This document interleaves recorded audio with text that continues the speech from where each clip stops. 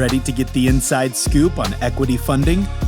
Tune into TDJ Equity Funding Insiders Podcast for an in-depth look at what it takes to access financial capital and maximize your investments.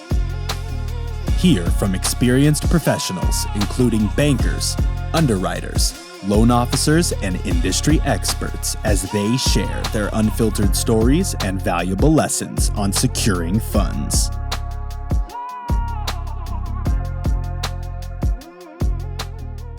Hi, and welcome to TDJ Equity Funding Insiders Podcast. Today, we actually have a commercial lender, our direct lender that is with us today to give us his insights and give his thoughts of how things should run when it comes to you actually getting a loan or getting funding for your projects. So our guest today is Jeff Mallas. He's from Nevada, and he come to us with great experience and a great knowledge of things that we need to do. So, hi, I'm Jacqueline Jackson, your host for TDJ Equity Funding Insiders Podcast. Welcome, and let's talk with Jeff. Welcome to our show, Jeff.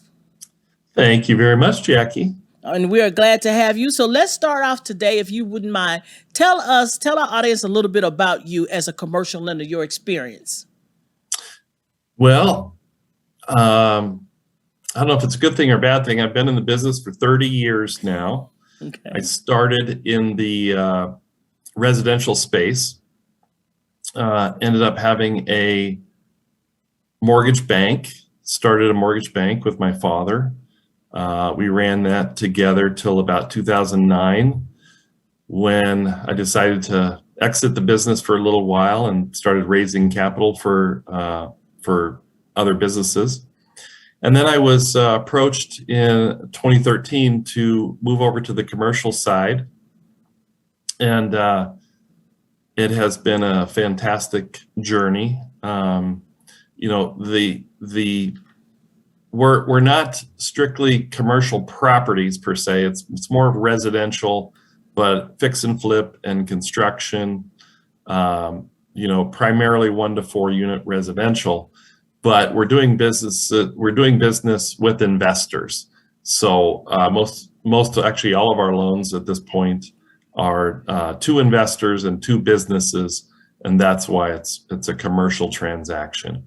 Exactly. So basically, let's make sure we don't simplify, because what you said is a lot for us to understand, is that you're on the side where we're talking about the rental property, residential property is 1 to 4 homes. Am I correct? And that's right. That's right. We do small apartment buildings as well. Okay. But it is residential, and I would say 90% of the business is 1 to 4. Business is that. And so we're talking about non-owner occupied. Well, when you was in the mortgage business with your dad, it was owner occupied. Owner occupied exclusively. Right. I mean, we did a little bit non-owner occupied, but this is geared specifically to investors and non-owner occupied. Right, is what we're doing now. Residential real estate. And definitely, if you got any information on that side you want to say, you can as we go through our podcast. We definitely here for our listeners to learn. So with that said, you've been working with borrowers for a while, so you kind of know some options. So if you would, what would be your most important factor for borrowers when considering funding options, and why? Well, ironically, it's not just rates and fees. At least 50% of our business is new construction and fix and flip or fix and hold. A lot of people now are buying properties and fixing them up and then refinancing them into long-term financing and renting them out. It's the BRRR strategy: buy, renovate, refi, or rent, and then refinance. But it's not the rates and terms. It's more, I would say, ease of use and expertise in getting the deal done. If you can't get approved, or if it takes 30 days and before you can get the financing and you lose the deal, it doesn't really matter what the rates and fees were. You need to be able to move quickly and get properties at a discount with a lender that you trust. So an example I would give is appraisals, for example. A lot of lenders require an as-is value on a purchase. We don't. We just use the purchase price, because ultimately that is the value of the property. What a willing buyer and a willing seller are willing to either part with the property or take down the property at. That speeds up the appraisal tremendously. We're getting appraisals back now in 3 to 4 days, when other lenders might be a week or two. Right. We also have a fantastic draw process. We have an app that we now give our clients, so we don't have to send out an inspector that could take 2 to 3 days to get out there. Right. At a time that works for you. We send you an app, you can take pictures right from your phone. Oftentimes we fund draws within 24 hours. Right. That's great. So I would say convenience, ease of working together, working with a representative such as myself that has been in the business for a long time and can tell you any potential pitfalls your project might have up front, and smooth out the process so it closes quickly and easily. So basically what you're saying, which we say that as well, as loan brokers, we deal with a lot of direct lenders, including you guys. And what you said is so true as far as when you come to us, and looking for a lender, and what we look for is a lot of what you already do, Jeff, basically.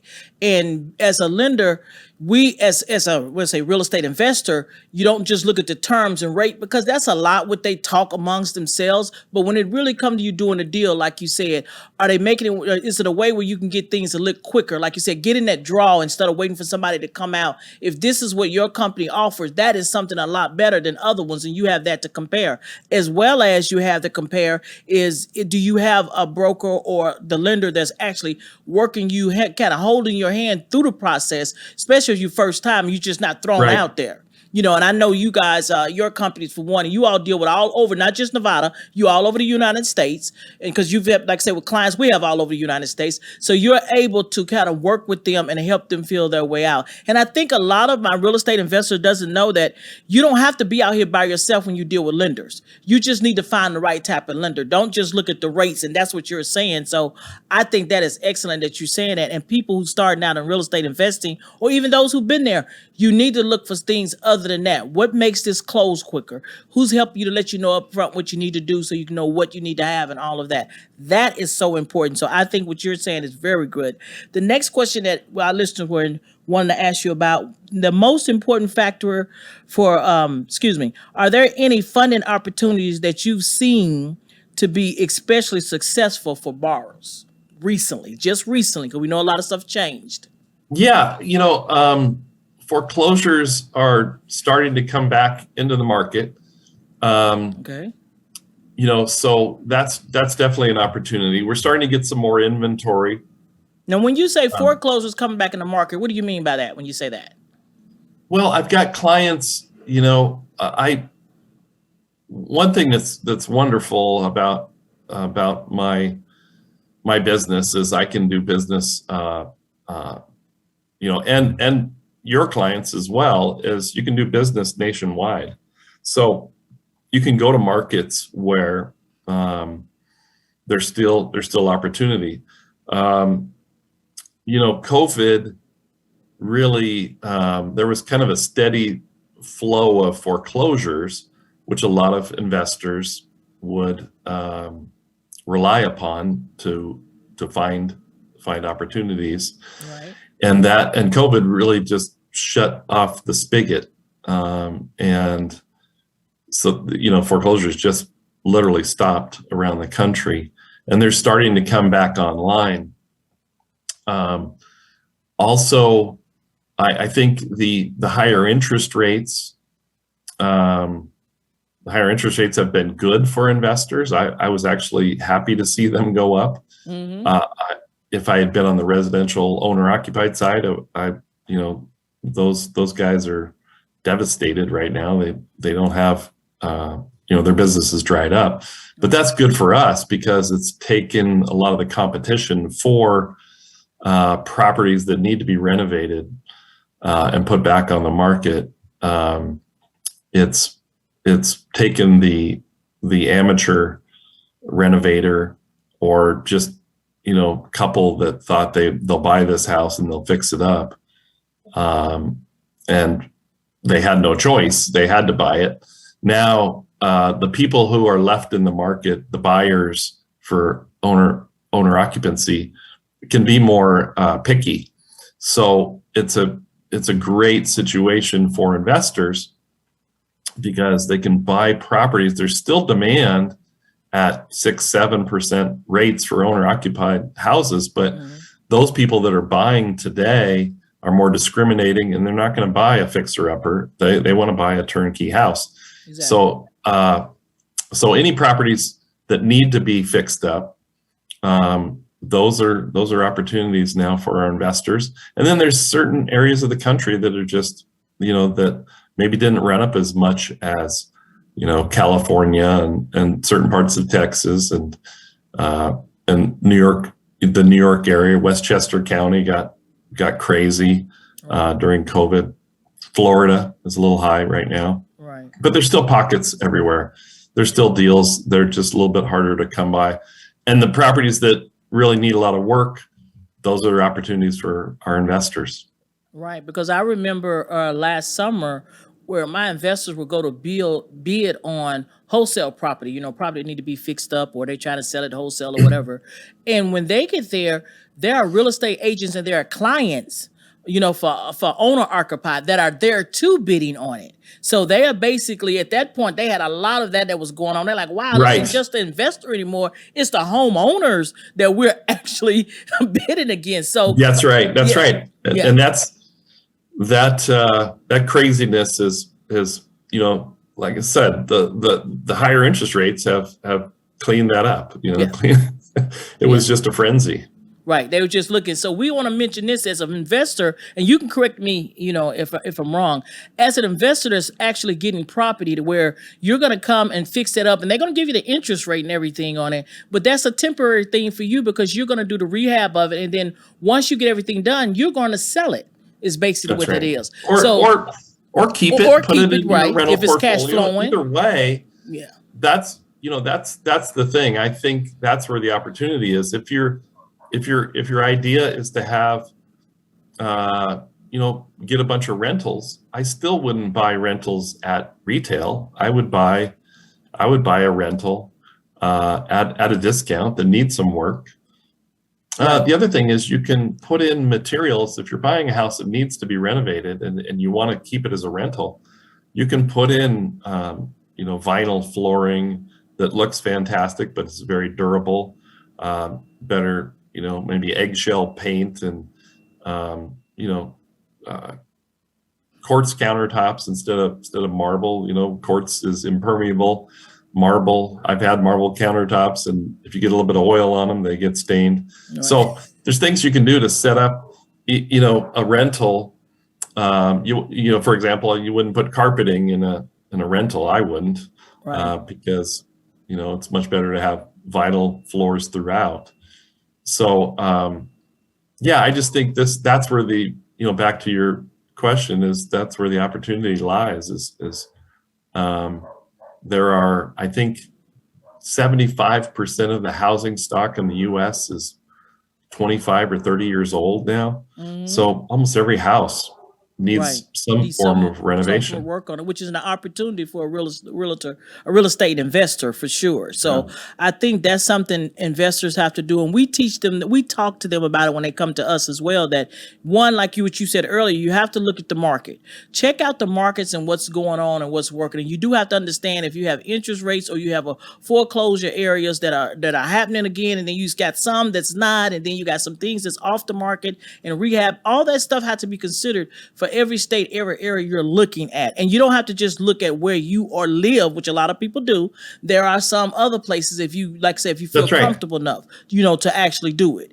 So it's easier now than ever to do deals in other states. It's just, with the technology, like, right. This conversation, Exactly. I'm in Las Vegas and you're in Texas, right? Right. So that's exactly right. Yeah. So, and the other thing I would like to say is my best investors, they make lots and lots of offers. They decide, and now that's the other opportunity. A year or two ago, you had to overpay for a property. Margins got stretched really thin, but now you can determine what profit you want to make on the property, or what equity you want to have built in when you close. You make an offer. If they don't take it, no big deal. Right. You move on to the next one. Your numbers My best investors, I would say that's best practices, is you got to make multiple offers and be willing to walk away. Okay, and that's a good insight for them to know too. Be willing to make multiple offers, because a lot of people think just make that one and done, and that's what they do. And get discouraged if they don't get it. But it's better to not do a deal that is tight than to keep trying. Eventually, I can tell you right now, a lot of my investors, that I work with, especially the ones that are doing volume, they're making lower than ask offers and negotiating them. And if they can't get the price they want, they move on. I know I've had some come to me on a deal where they offer half of what they're asking for. And I'm like, oh, they're not going to do that, are they? Well, they did it. So, it's like you say, just ask, you don't know until you do. Now, I know you and I had talked earlier about, as far as finding, funding opportunities, like you talked about the foreclosure and for its property being available. You were saying it's a website that you recommend. Yeah, there's a few different websites. I think, there's Hubzu. Hubzu.com, Hubzu.com. There's auction.com. You can search under auction.com. You could just search for real estate auction sites, and I'm sure they would come up. There's multiple. Like I said, I get clients. I get deals from auction and Hubzu quite a bit.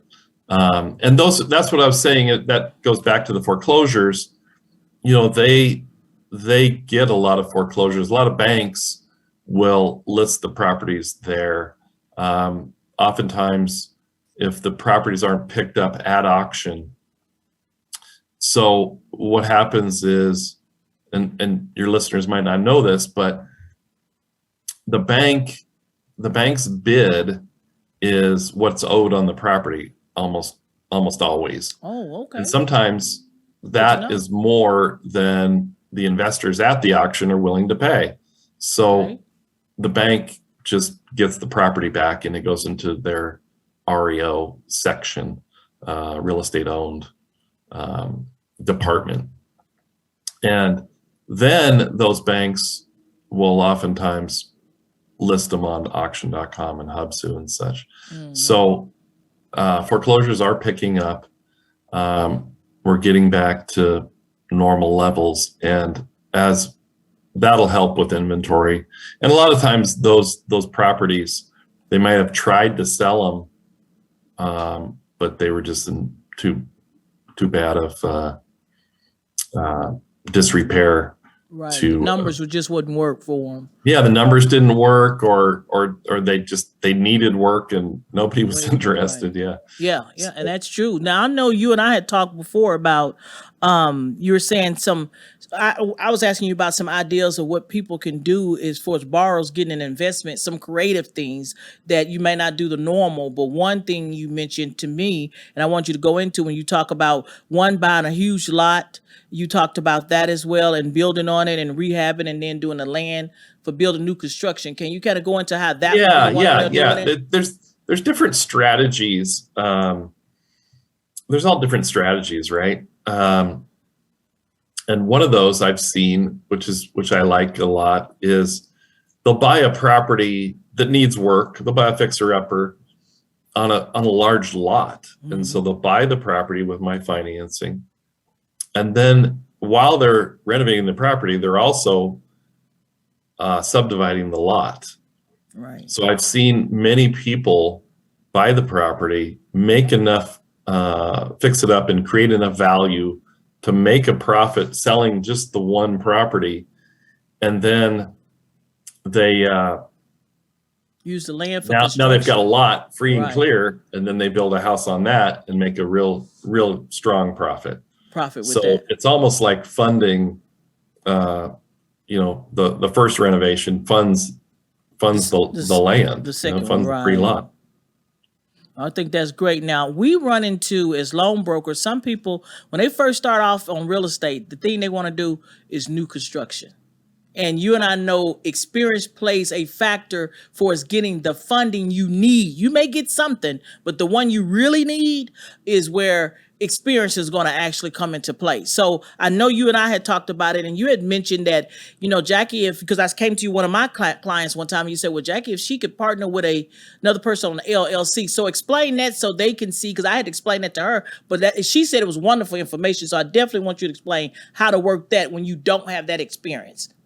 Sure. What's really wonderful working on the commercial side is you can do all sorts of really cool things with LLCs and corporations.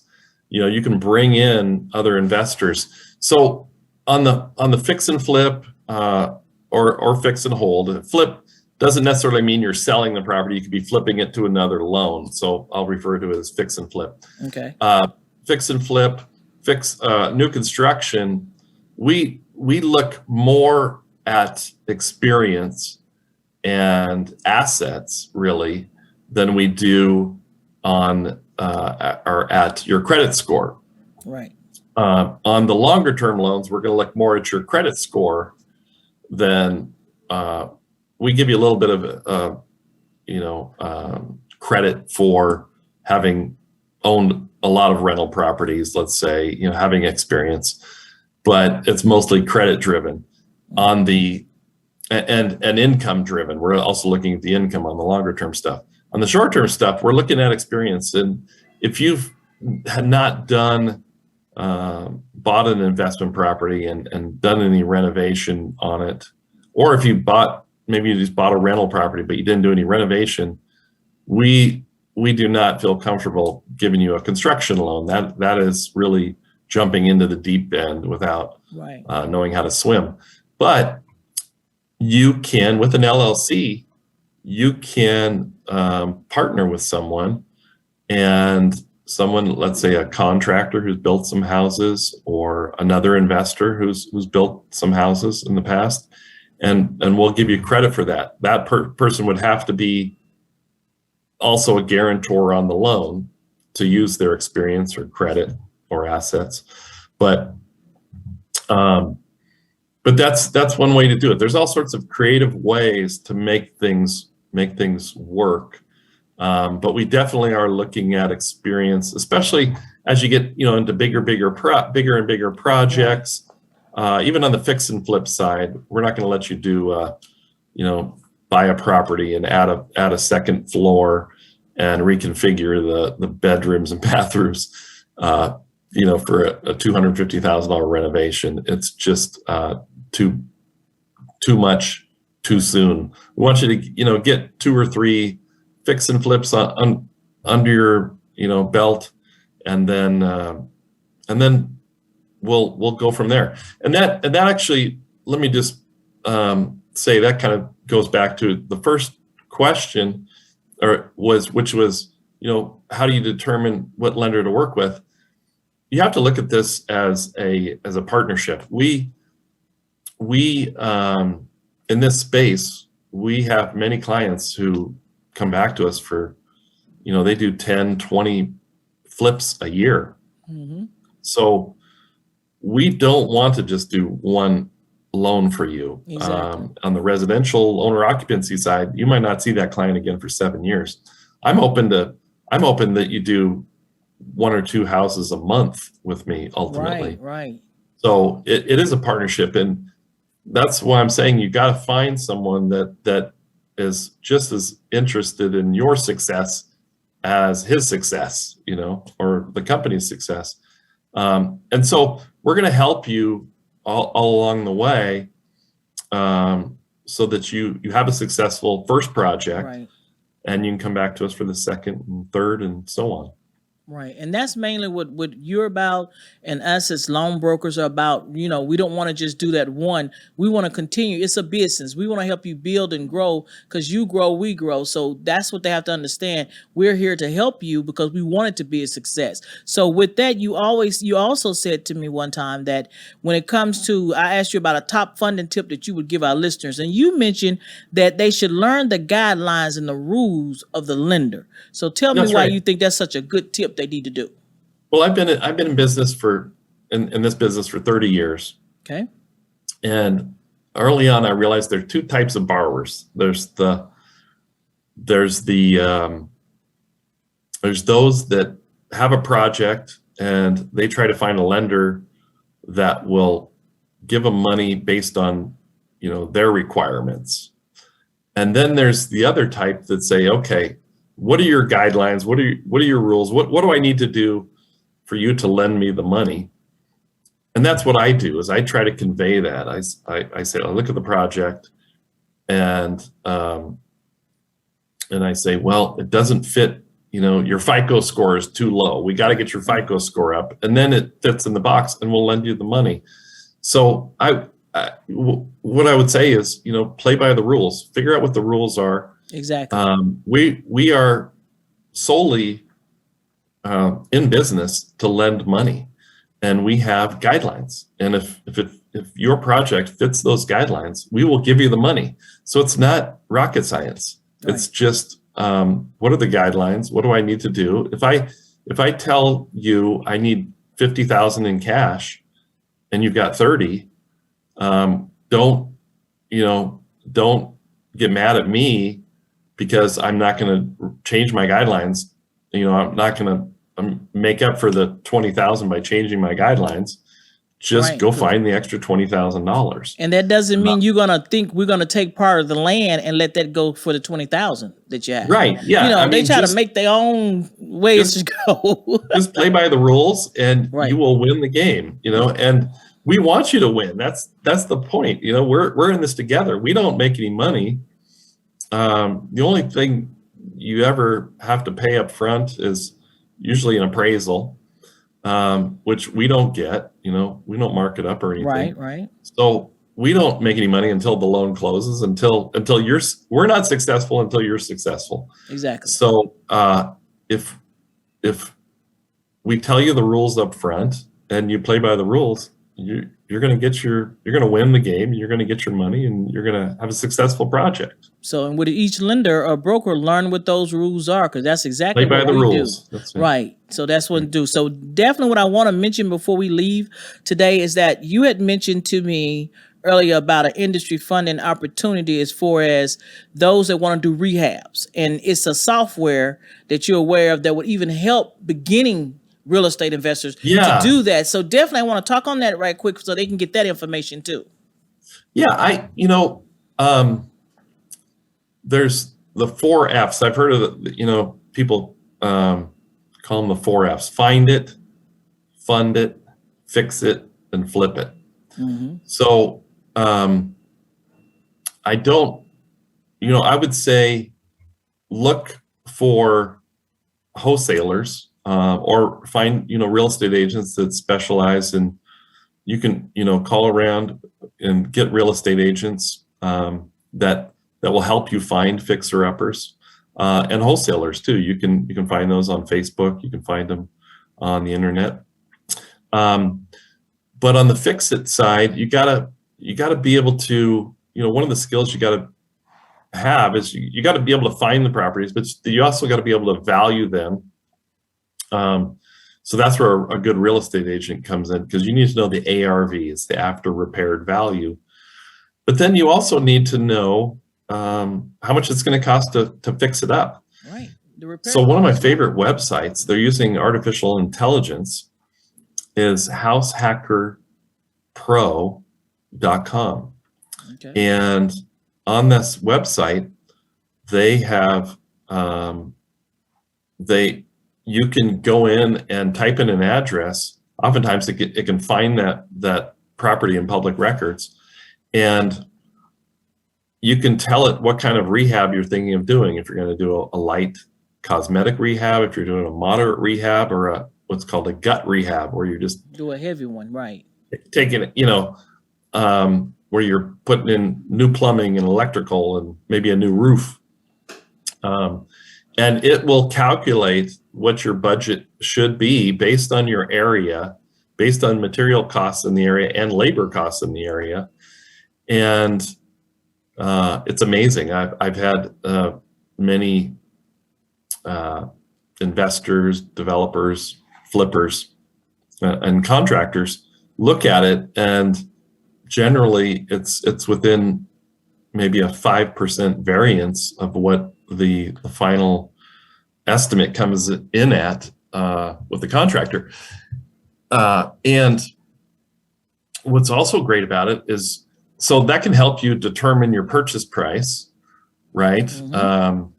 And I can, we don't need to go in the formulas, but I can help you with that, as well. But I need to know, but you need to come to me with, what you're going to pay for it, what the ARV is going to be, and With your what budget the, for everything, what the right? rehab budget's going to be. Exactly. So it's a great software, because you don't have to, it's hard to get into a property if you're just thinking about until you've made an offer on it, So Exactly. this is a way to kind of get a ballpark figure of what it would cost to fix that property up without, online, without even, sight unseen. Exactly. So software. I think, and that website is househackerpro.com, and we'll have it on Right. our YouTube video as well, where they can see that.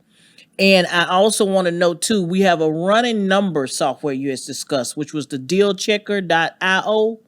Yeah, dealchecker.io is fantastic as well. That tells you, once you've determined what you think your rehab budget's going to be, and the ARV, and your purchase price, then you plug those numbers into dealchecker.io, and it'll tell you. It's really been great. Got a lot of clients using it now, and both of these are free. You can get kind of a free trial and try it out. Great, wonderful. But you can determine if it's going to work for you or not. And again, I can help you with those things too. But that's a good way those are good places to start. You just got to start finding properties, and you can look up. As we discussed, I'm finding that you can actually find properties on, Redfin and Zillow and such, and just kind of run them through these softwares in this process, kind of practice it while you've got maybe some agents or wholesalers looking for deals or sending you deals at the same time. So it's a good thing. Those are good skills to work on and practice before you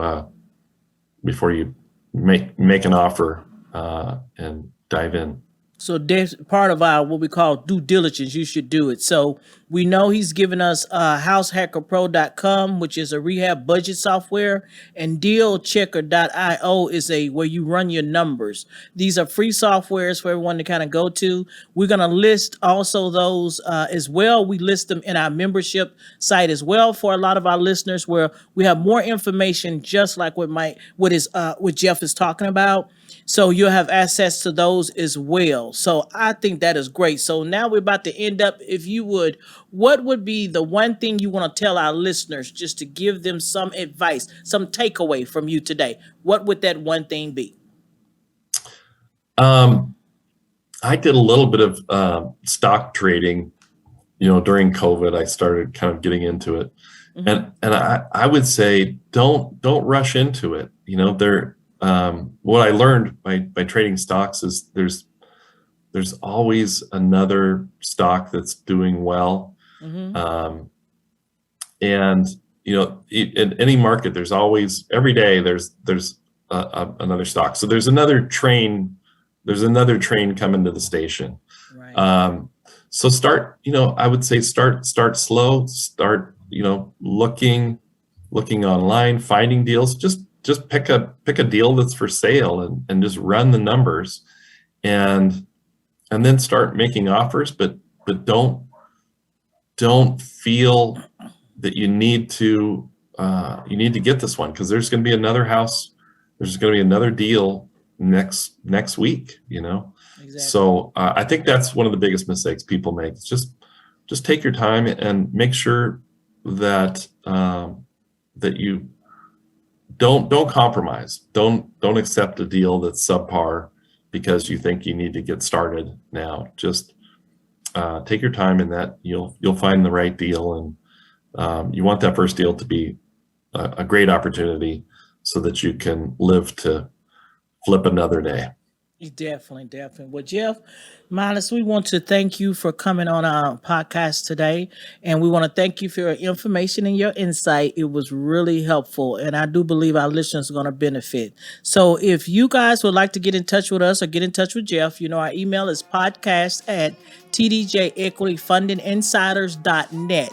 So definitely you can see and send us an email so you can reach out. And if you want to make an appointment with a loan broker, you can do that there as well. I want to thank you guys for being part of our show. Take care, and y'all have a great day.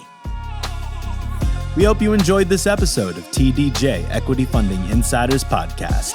If you'd like to be a guest or get in touch with us, please visit our website at tdjequityllc.net/podcast or email us at podcast@tdjequityfundinginsiders.net. Until next time, take care.